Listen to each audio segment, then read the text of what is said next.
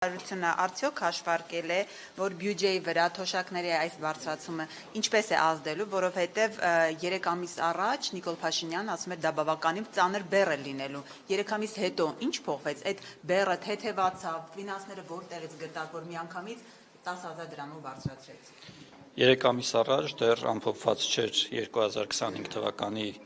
տնտեսական աճի ցուցանիշը, որը գիտեք նաև ուղիղ կապ ունի հարկման բազայի հետ, այսինքն հարկային ներուժի հետ, եւ կենսաթոշակների ավելացման, բարձրացման հնարավորությունը ուղիղ կապված է երկրի ֆիսկալ տարածքի հետ։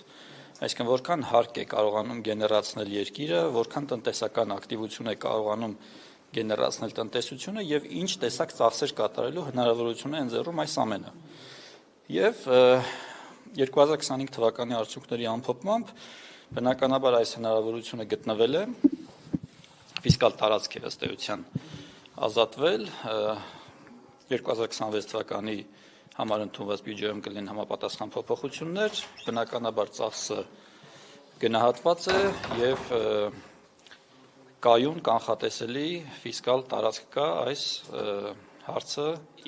օգուտ մեր հարգարժան թոշակառուների լուծելու համար։ Տեսեք, նախկին ֆինանսների նախարար Վարդան Արամյանը մեծ զրույցում ասում էր, եթե այլ ընթացիկ ծախսեր չկրճատվեն, եթե կայուն եկամուտներ չլինի բյուջեի հետ կապված, նշանակում է, որ ֆինանսների նախարարությունը բավականին մեծ խնդրի առաջ է կանգնելու։ Հիմա դուք գտել եք այդ կայուն հոսքը բյուջե կամ որտեղից այդ կայուն հոսքը լինելու բյուջե, որով դուք մշտապես այդ բարձրացումը կարողանալու եք ապահովել։ Այլապես ստացվում է, որ ընտրություններից հետո պետք է ասեք չկա գումար, թոշակառուներ ձեզ փող չենք տա։ Կարծում եմ, որ ես արդեն պատասխանեցի ձեր հարցին։ Շատ կարևոր է թե երբեք խոսել պարոն Արամյանի հետ, որովհետև շատ էական է, արդյոք ինչ իրողությունների, ինչ ներուժի գնահատմամբ է այս կամ այն եզրահանգումը կատարվում, եւ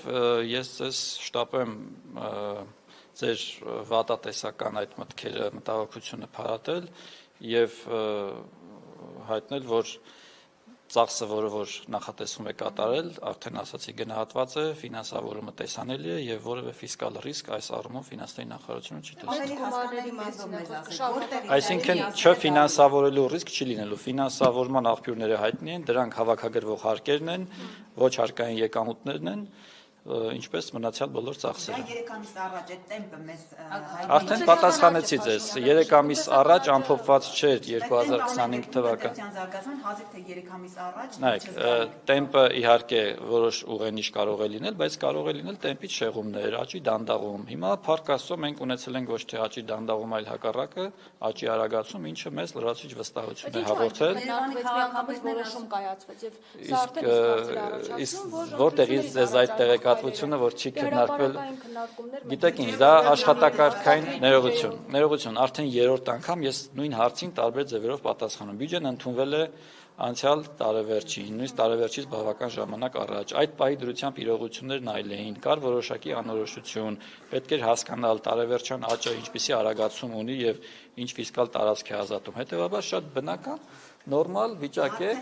ինչ վերաբերում է քննարկվել այս հարցը, պարոն Պողոսյան, այսինքն կառավարությունը եկել է, այդ քննարկումը կազմակերպել է, հասկացել է, որ թոշակները Կներեք, սա կառավարության առաջարկն է, հավաքական առաջարկն է կառավարության։ Ինչի՞ այդ որոշմանը եկել, որովհետև տպավորություններ, որ կառավարությունը չի քննարկել, ինքը մի օր Ձեր տպավորությունը շատ թյուր է, շատ առհասարակ պետական հանրային կյանքում որոշումները կայացվում են շատ փաստարկված, վերլուծությունների հենքով,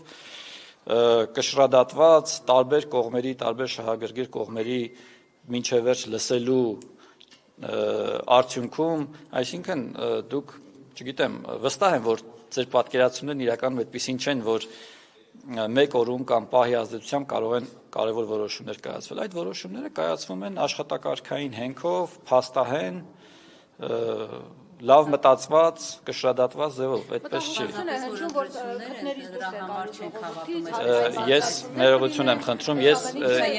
ես ոնց հասկանում եմ ձեր հիմնական հարցերին պատասխանեցի, կրկնվում են, ներողություն եմ խնդրում։ Այս պարգևատրումներից հետո է շատ նաև Փաշինյանն է հասկացել, որ հանրային լուրջ դժգոհություն կա, այդ նախարարները Դա ընդհանրապես ձեր տպավորությունն է, չեմ կիսում, ներողություն եմ խնդրում։